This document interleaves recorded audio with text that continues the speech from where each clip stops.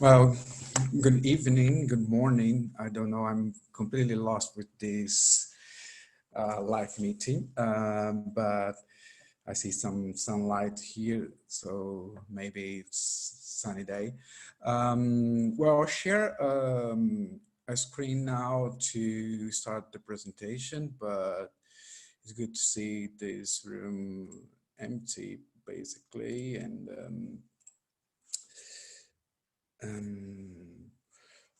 I'll talk about a bit this project. Somebody maybe heard about, and I'll talk a bit about very fast introduction about me. I'm an ecologist, actually. I've been working with climate change, the impact of climate change on nutrient cycle and functional and molecular diversity of microbial community in aquatic ecosystems. There's like a covered different institutions from the Federal University in Brazil, the State University of the State, then one time at UBC in British Columbia.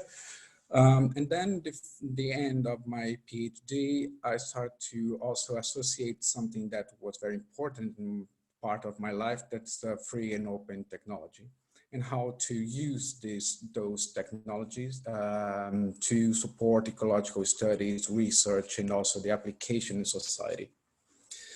So these result in the different projects, mainly the main project that was the Climate Bike, that was experienced trying to test in sensors for air quality in the urban areas.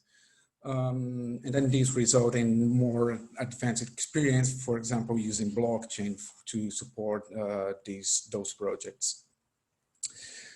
So today, this challenge that we see, and also people working with research, the problem is the system that we have available now. They are first very expensive. They are completely closed.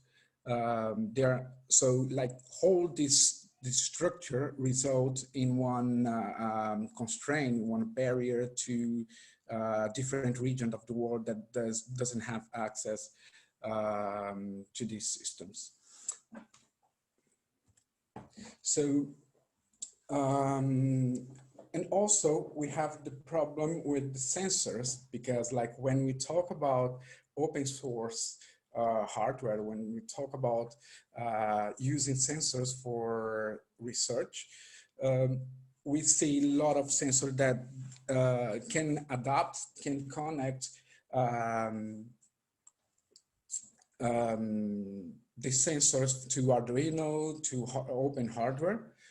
But the problem is that the sensors many times are open and are very described in the internet, but they are closed actually. When you look for the code and we see the origin of this is a closed system. Everybody is seeing the slides here? Yes. Okay. Yes, maybe just put it in full screen, but that's all. It's not full screen?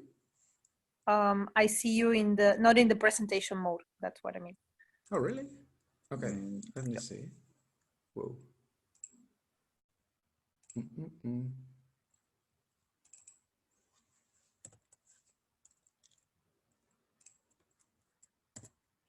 Now? No. No, but I think anyway we can. Okay. Yeah. And the other challenge that we have is the problem with the database that we have. So we have a lot of problems related to the single point of failure, the centralization of the architecture. So this result also in the low latency, the data vulnerability. also the data production, related to the data production. And we reached some nice and good and interesting, important systems that we have so far. It's one of the first example is a rifle, Mindagua, No Flow, and Pearl Cave, that these two, I've noticed that these two working in this project, No Flow and Pearl Cave. And Pearl Cave has particularly a very good work with sensor testing and documentation. They are very good.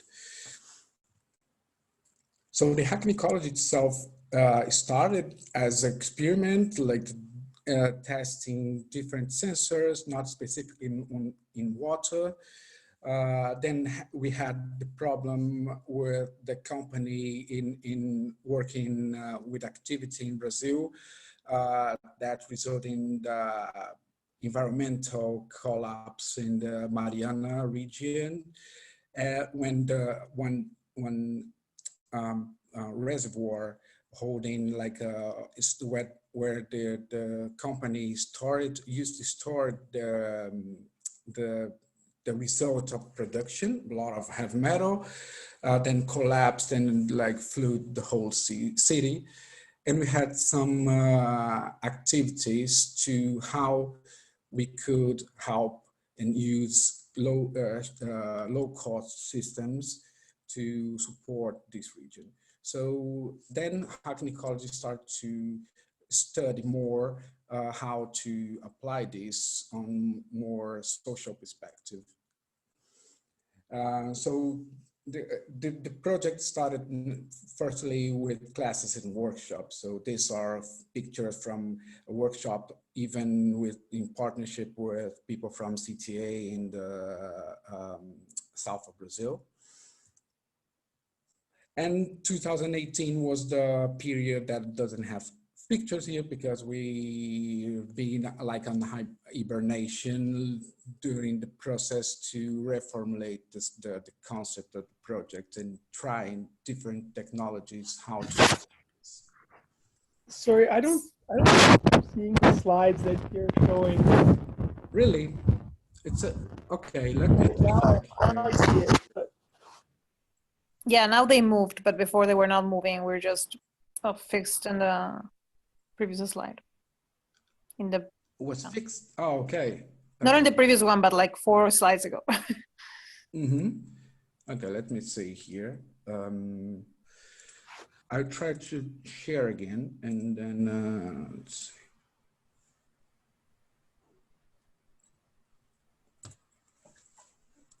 Oh, no.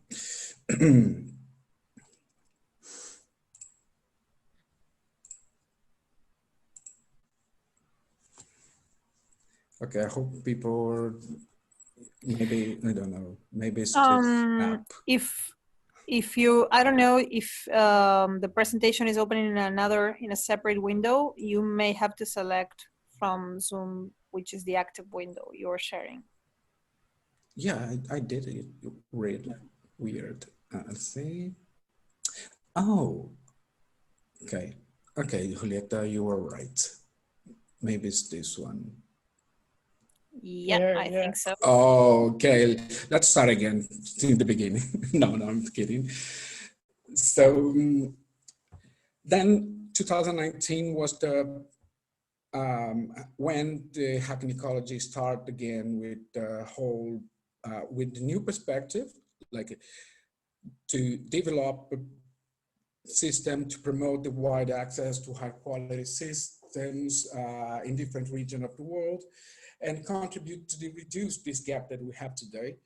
The gap related to the availability of data when we talk about different regions of the world. So you have a well-known, complicated situation of global south, access to systems that usually is accessed by groups in Europe, and also how this can result in the problem with power relations when we talk about rich laboratories or rich institutions in region that are poor or economically vulnerable, and how they can use this power to control some nasty stuff with research, like, oh, put my name in, I give you, I share, I can like give you my sensors, and you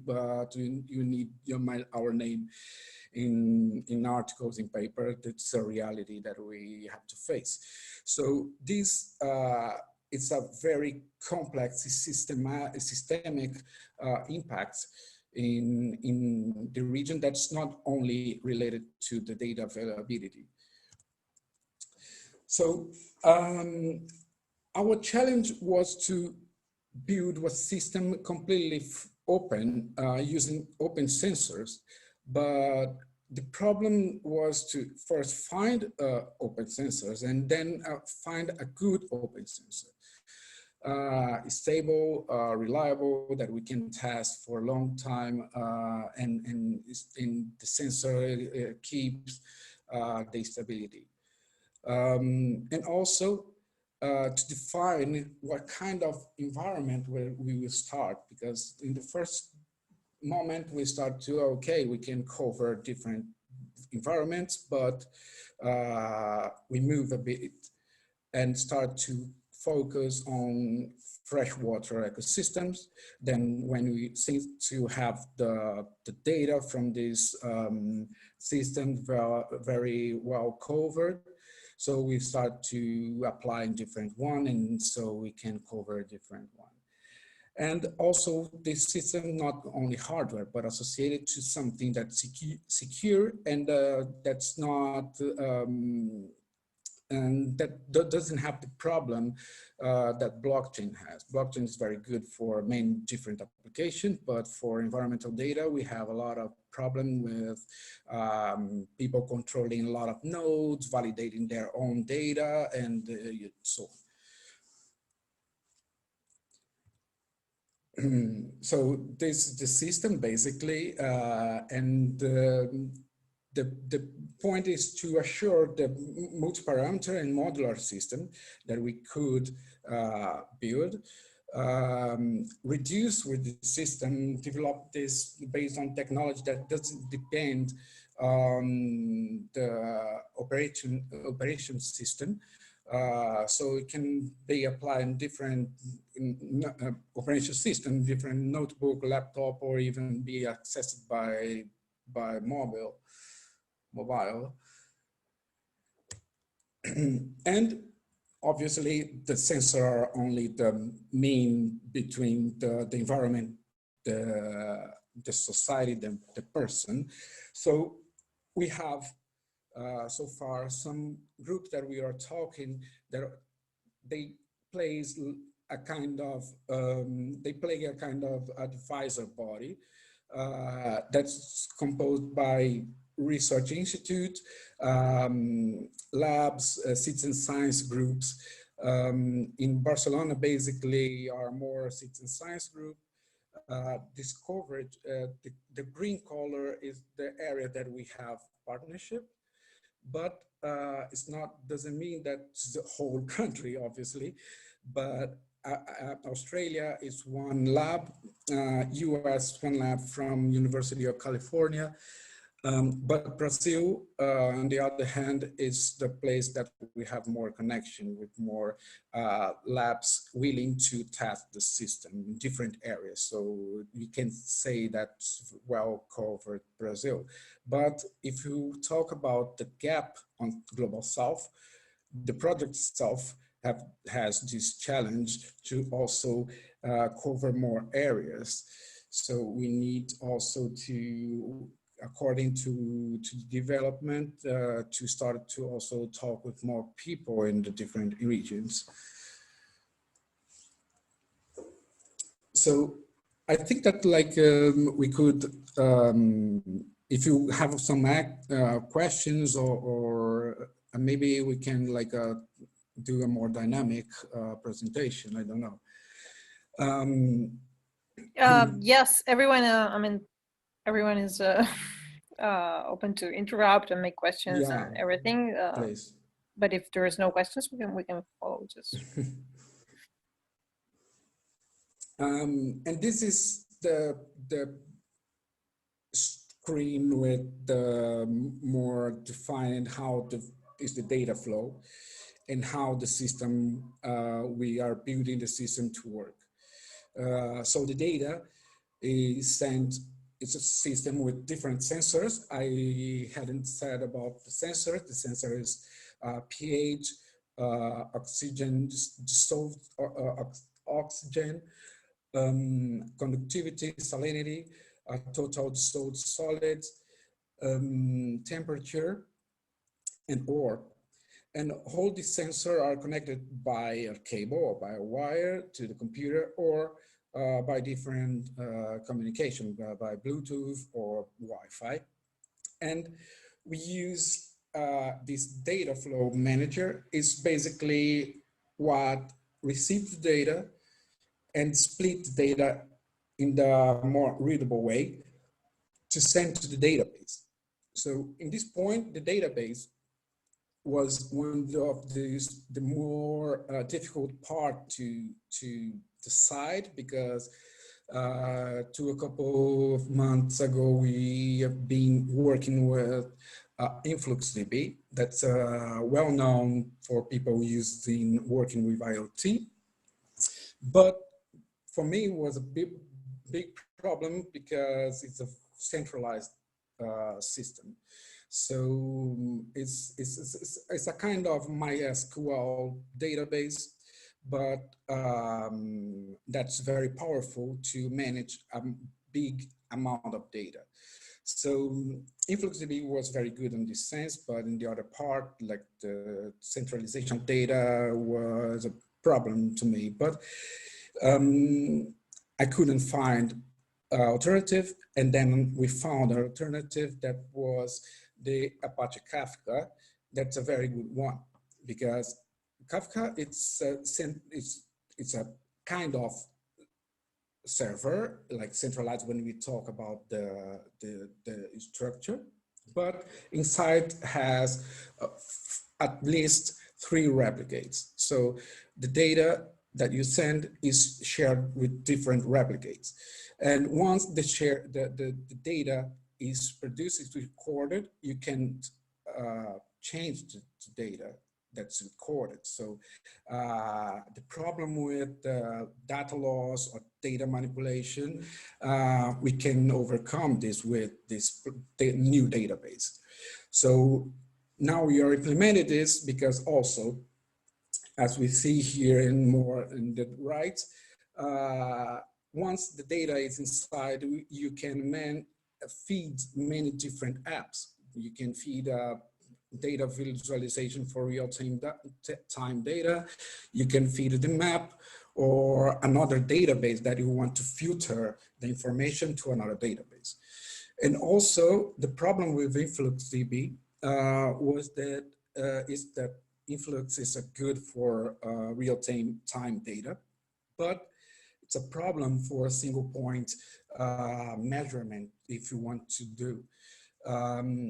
It's not so flexible. If you want to do this, you have to configure it, do another configuration. So maybe we could have 2 apps, one for time series, one for single point measurements. And with this database, we have the solution for this, because it works based on the event. So once the data is generated and we receive the data, it's an event. So if the data is once a year, it's once a year. It's an event a year. Or if it's like each 2 minutes, it's each 2 minutes, because the event is happening each 2 minutes. So this is a good one to work with these different implementation of the systems. So the application that we have so far, people that we are looking and talking with, is people from the ecology lab, public health lab, that work with water quality, with work with water control and research institute. And also it's interesting for other groups that are interested to do control of the water quality. For instance, independent group, industry or government. And but basically now we are focused to and committed to develop this system with the group that we are working, and that will be very useful. That's the ecology groups and the citizen science groups.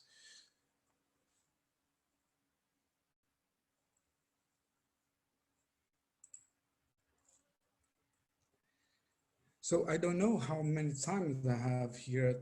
Are you controlling this, Julieta?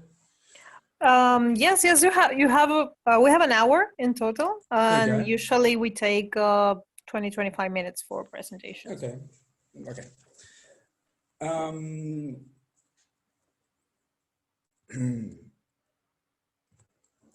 So and so far we could find open source sensors. This is a big deal, really big deal, because like it was open source and stable and very robust sensor. Now we want to document this whole step for the sensor, because it's very challenging, because we don't have so much enough documentation and enough information about. So people that want to buy some kind of sensors, they can't find a specific one. And now we start to document this, release the code in December now, to develop this full integration of the device and the database that we saw some slides before. And we have been selected to the COACT sprint. That's it's a residence that happened in Valdaura. That's inside the Green Fab Lab in Barcelona. And we will develop the system there and test the sensors for 3 months. And so we start next week and go to the end of February. So we are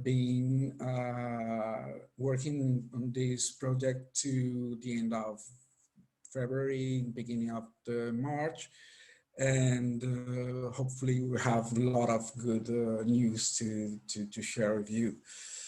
And yeah, and this also result in one system that, as we have a contact with people from labs in their central area in Brazil, that's a region very interesting because very rich about biodiversity, but also a very threatened region because of agriculture and agribusiness. We are trying to send the systems to there, and the group start to test the system in the future. So we intensify the tests and validation of data. So we are releasing maybe soon fundraising to cover this part of the project. Yeah, basically it's this that I have to show about the systems and the project. Okay, thank you, Saulo. Oh, sorry, Yeah, I didn't know I thought you were finishing. Yeah, this is like just a call. If there's somebody, researchers, enthusiasts, developers, people that work with Node.js, decentralized platform, water quality, like if you want to join us, we are completely, totally open and exciting to meet new people working in this area. So this is our contact if you want to. And yeah, and thank you for everybody for invitation. Okay, now yes, thank you. I had a question. I don't know if you mentioned it. Maybe I missed it. But the cost of the No. whole device. Oh, this is a good one. Yeah, it's important. The cost of the whole device is about eight. I have to convert this to dollar, or can I say this in euro? It's about 800 euro. And you mentioned it's The whole system. pH, dissolved oxygen, conductivity, temperature, and I missed something there. Or salinity, Yeah, which total is solid, total but solids. these prices were considering GPS, Okay. the full system, as it's a modular, so you can build one with just temperature or just total salt or system that even sensors that you can build yourself. So then we have a cost reduction, very strong cost reduction in cost. Okay. And you're planning to work with citizen science projects, you mentioned, no? Yeah, actually, I'm from a group of system science called LANA. And also I have contact with people from CTA in Brazil, people from INVEC, also from citizen science inside the institution, in the University of Barcelona. Yeah, so this is very interesting project also to be associated to another project. For example, University of Barcelona, they have bioindicators using macro invertebrates to test or to identify the environmental impact, but they don't cover the physical chemical aspect of water. So associating these tools with another approach is very powerful when you think about complementary aspect. I have more questions, but I don't know if anyone has any questions.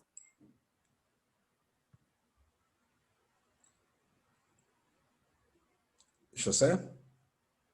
No? I don't want to step into anyone.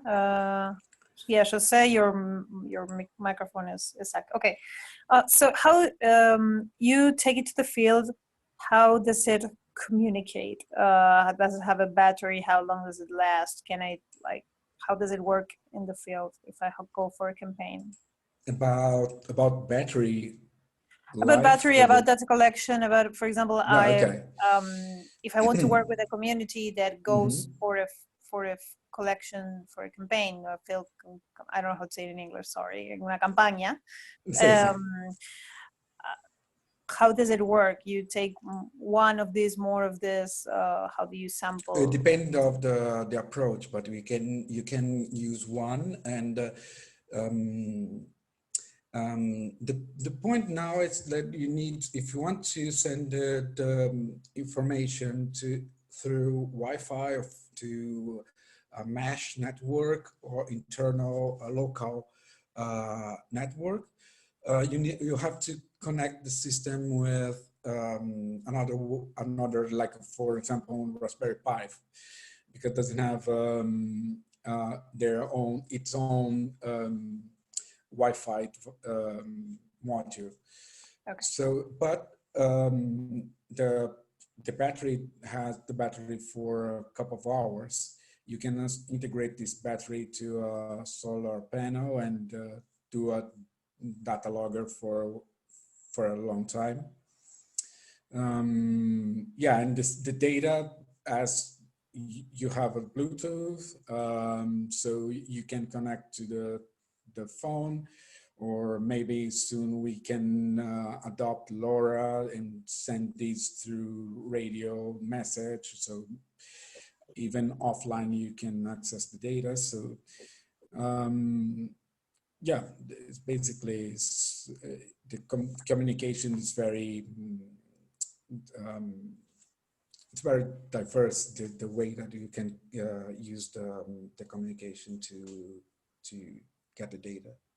So you're not like proposing right now a platform where everyone submits their data, but promoting people to have their own database following this model? We work with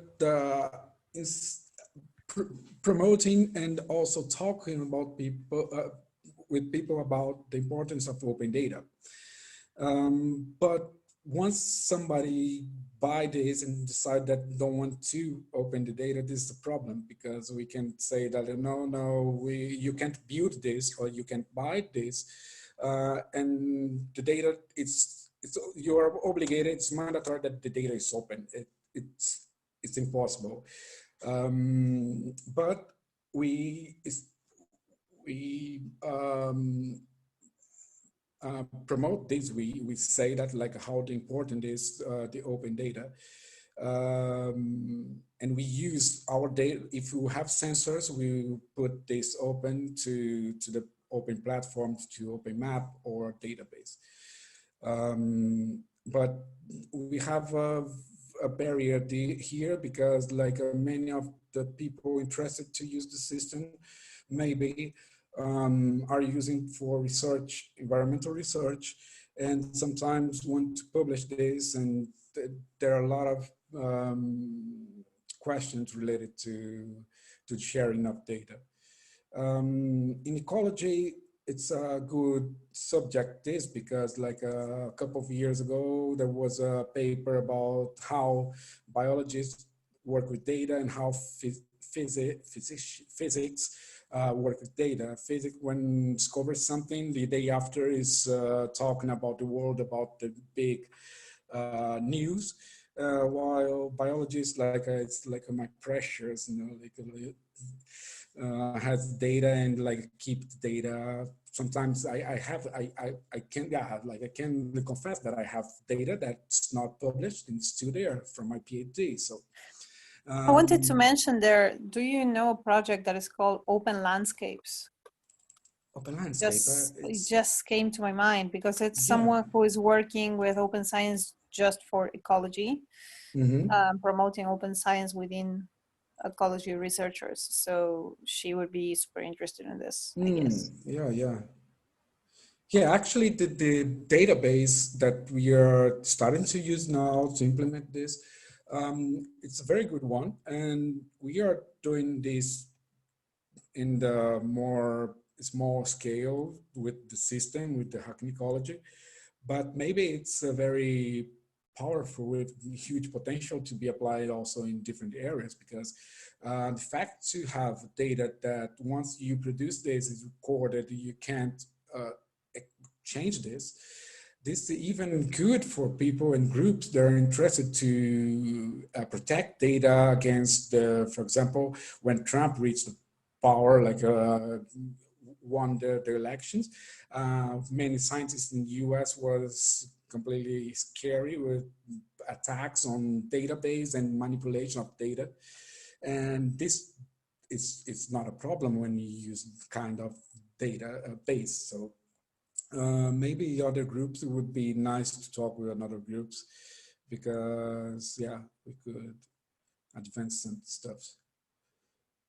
I'd like you to talk a little bit about the sensors and the fact that they are, first time we talked, you insisted that you were trying to develop a system that had a kind of, how to say it in English, you can trust on them. I mean, we were talking about the low-cost open sensors, the air quality sensors, and all the stuff that is $20, $15, and they're not reliable in the end. No? And for me, that's the most important part of the Hacking Ecology, and maybe the fact that the price is the price that it is, because basically it has a lot of sensors that are not trustable like the other ones, no? That we're used to use in this Arduino and all that kind of open hardware stuff that is sometimes a little bit like a toy, no? or or a testing or a,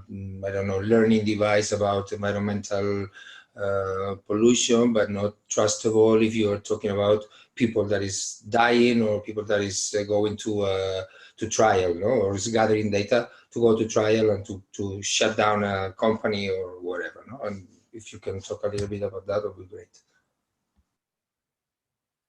Oh, Jose, come back, please. Just like, what's the question I missed here? Talk about what?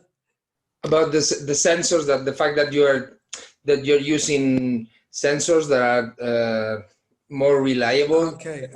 Sensors that people in open hardware devices making are using, or we are using, no? Yeah. Mm-hmm.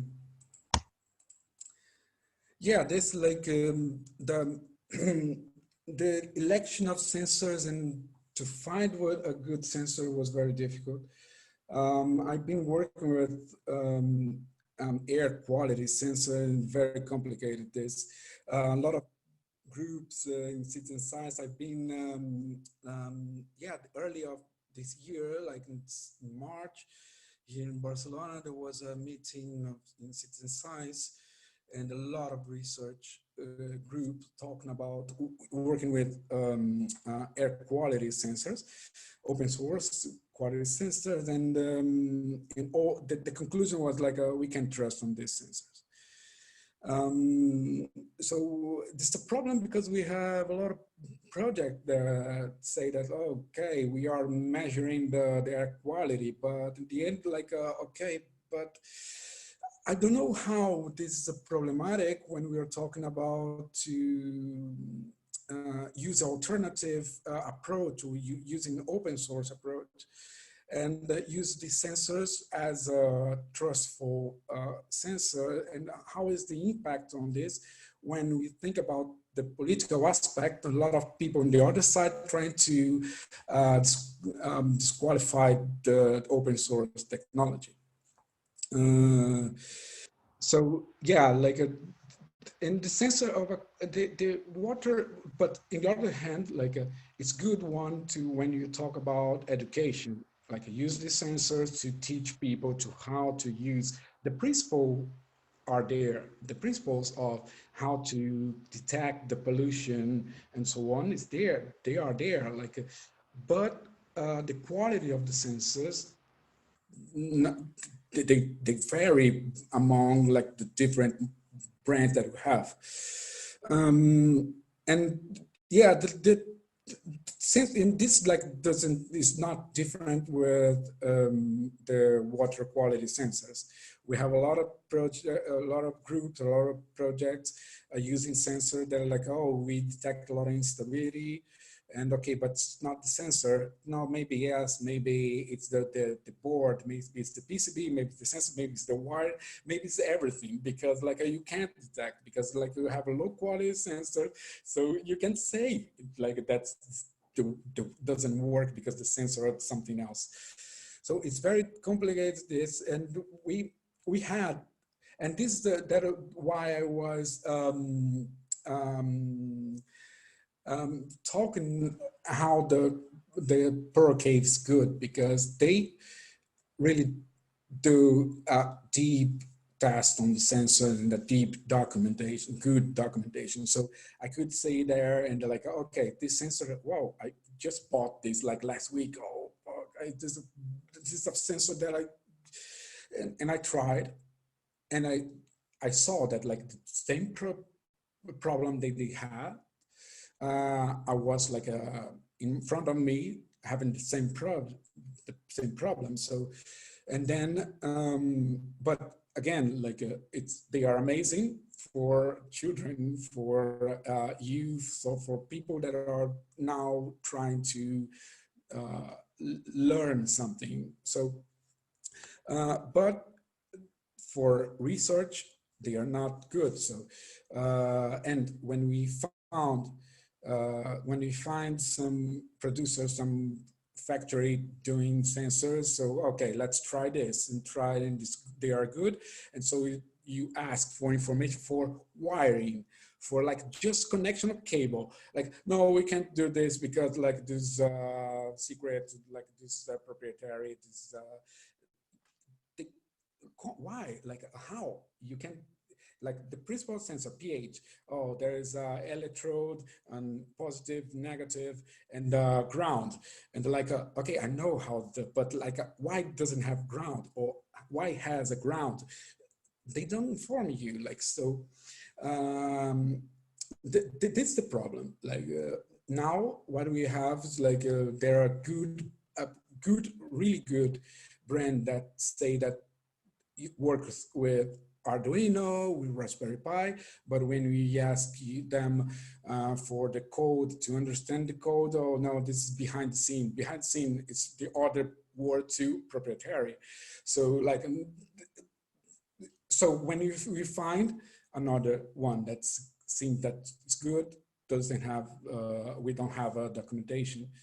So because of this, we are now working with a set of sensors that will validate the sensors, see how stable really they are. The next maybe a couple of weeks, we are receiving more sensors to test them in parallel. And since we have this, we start to document this to people have the access, the whole information that we are like suffering to find, but like we have to share this and share this information and how to work with those sensors. Sorry, Saulo, I wanted to ask you there. So you have tested different sensors apparently, right? You have, and which is the can you share somewhere, or I don't know if this is what you're going to share after the tests, but I'm very interested in knowing which is the brand of sensors that you are working with and that you consider is reliable. Mm. Well, this, so again, it's like the sensor that is still getting information about specific aspects about the structure. So there, we already tested some of them, but still two that we hadn't tested yet. So it's called Boku. It's again, it's a Chinese factory, and they are very stable. And do you know, like, because I know for air quality that there is a quite a good comparison of sensor performance that tells you, well, this sensor is better than this one. And do you know if there's any similar resource for water quality? Similar brand, it's like a brand, like another one? No, like a study, like a reason, like a study saying I tried. There are some websites regarding air quality. Like yeah, like the website, yes. That again, Pearl Cave. They include, yeah, they, I guess, yeah, they are in the Gosh. They are in Gosh. I met the product there. It was a post there in the forum, and then I found them. And they have a blog with a good table with the description of what the sensor is good, it's stable, so but it's a high, like the price is very high. So there are a lot of evaluation of many sensors, much more than me actually. They test a lot out. Okay. Is there any other question or comment or whatever thing you want to say?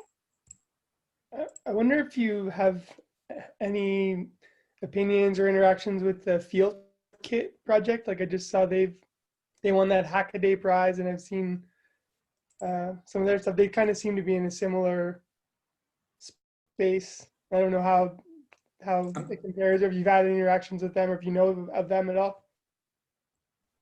Which one? Field Kit. I'll post a link on the. I know they're also building like kind of sensors. Like they have a video where they put a little sensor in the water and float it down a river, and they're collecting data. And I'm not sure exactly. Oh, like, Work Kit. Is this? It's Enviro. Field Kit.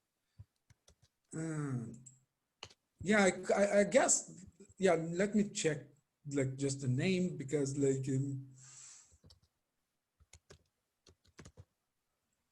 maybe because I contacted a guy from one group contact me a couple of years ago, weeks ago, um, from a group developing sensors in water for water quality monitoring in I just South posted America. it in the chat there. I'll put it on the notes too, but On the you should notes. definitely look into it because I think they're Okay, doing sort of similar stuff. let me see.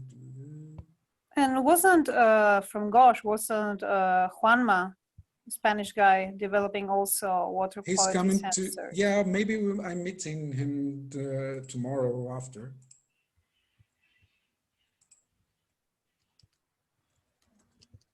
Juanma, that's from Garcia. France, right? Yeah, he's Spanish, but he's working at the Yeah, at France somewhere. I don't know where, yeah. to be honest.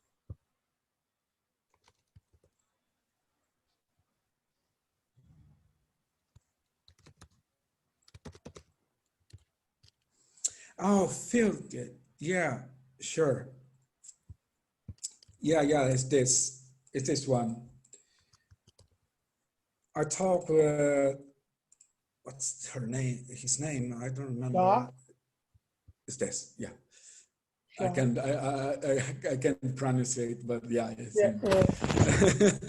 yeah. Yeah. Yeah, actually, I met this project with the Spanish name. It's Agua Kit, Okay. something like this. Because my friend sent to me like she's Colombian, and she said, "Oh, this reminded me of you." So, and then I saw this, and weeks after I saw the field kit, but what the same project with a different name? What is this? No, and then he told me that's no, it's the same, but like as in South America, it's translated to Okay. Agua Kit. Yeah. Another interesting thing is that not regarding the sensor itself, but more of the process of sensing with communities. There is a group called Co-Sensores in Argentina, and they work a lot with communities that are exposed to pollution. And they have developed a good, like, besides the technical tool, like a good method to, well, kind of what Public Lab is doing at other level, but a way of working with communities to produce knowledge with them, which is quite interesting to interact with. Yeah, I'm looking them right now. Yeah, I didn't know them. Good. They are very local, right? But they are doing quite a good work. Wow, good. Great. Great one. Any other comments, questions? Saulo, do you have anywhere your slides? Can you share them? In what? Sorry. Can you share your slides or somewhere in the notes, maybe? Like, oh, sure. Okay. Yeah. It's now it's in my computer, but I don't know how could I don't have Google account, so Google Docs I can't do this, but I can share any. Yeah, just share. If you share a public link, I will make sure it reaches everyone. Great. I do this. And Liz, the group is, I'm just writing it, is Co-Sensores.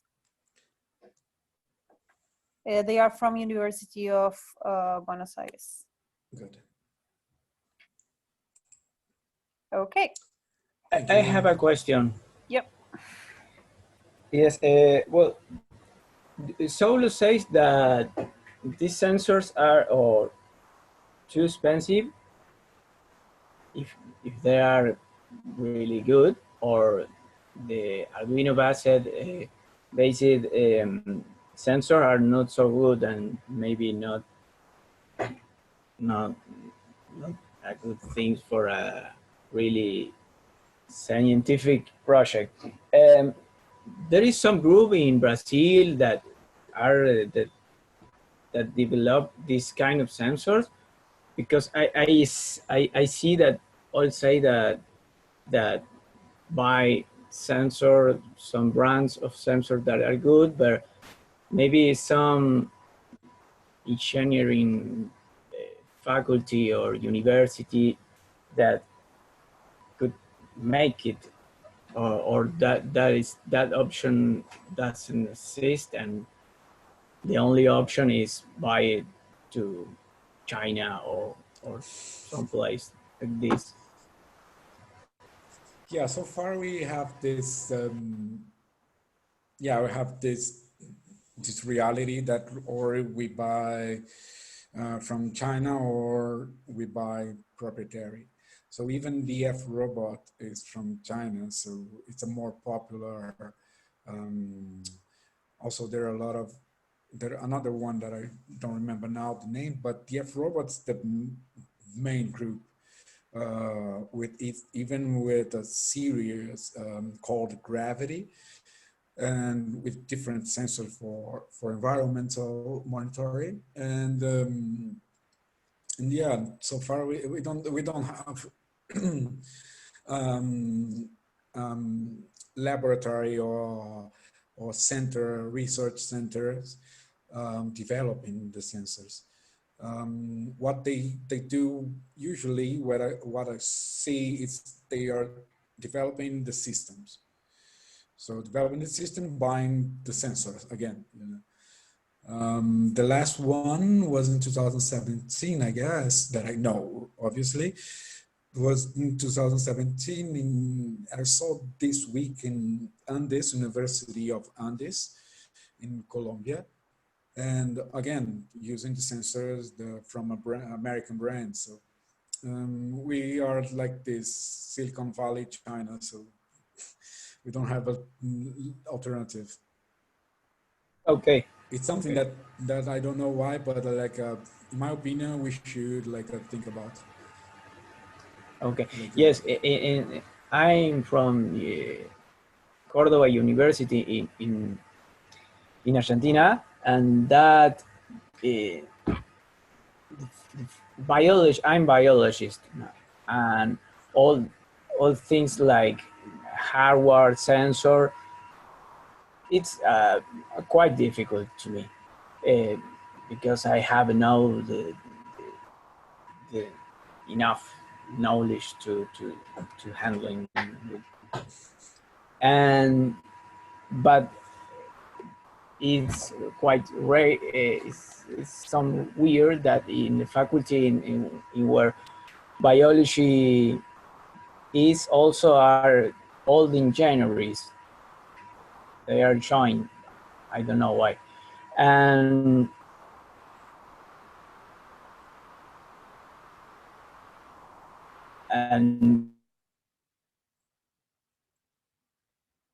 I guess I miss you, Alejo.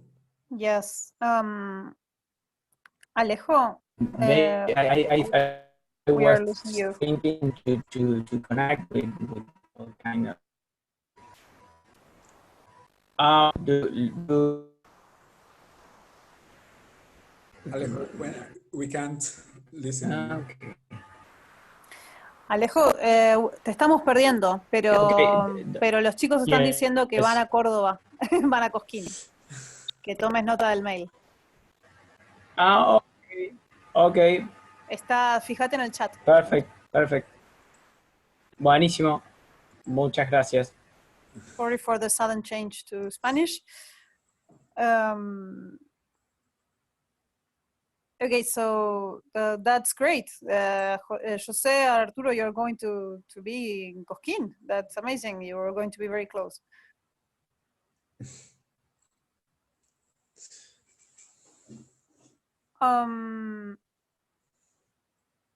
Okay, I think if anyone has any other questions, we are reaching the limit of the call. Bye, Liz, just saw your message. Thank you, Saulo, for your presentation. I think it's very interesting, and there's a lot of to learn from all people in the community too. Thank you all. Thank you. And thank you guys for this is the last Gosh community call of the year. Woo! Yeah. Nice Christmas.